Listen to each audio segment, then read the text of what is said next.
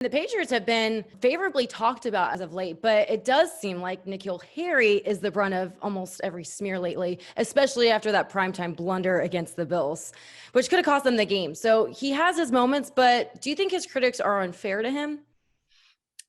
It's interesting. I think anytime a top draft pick like that gets criticized, it has as much to do with where they were picked as it does what they're doing on the field.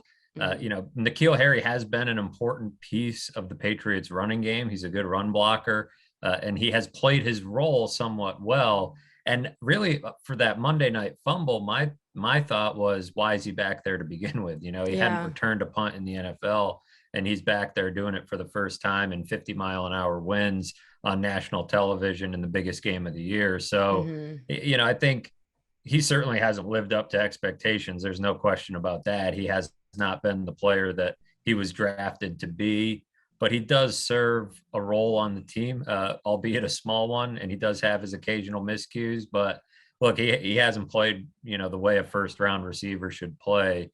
And so it's hard to fault the critics too much. Do you think there's a way for him to redeem himself? I do. I mean, if he performs in big games, the Hmm. Patriots are going to have some big games and some big moments, and nothing quiets down critics more than performing on the biggest Hmm. stage.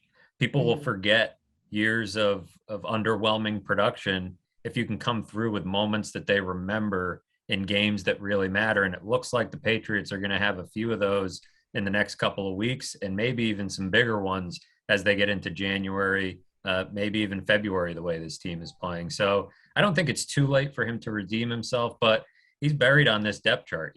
Kendrick Bourne, Hmm. Jacoby Myers, Nelson Aguilar, all getting more snaps than N'Keal Harry does. They've got two tight ends, Hunter Henry and John Smith. They've got a good running game. He doesn't get that many opportunities, but when he does, he certainly needs to handle them better than he did, against the Bills last Monday night.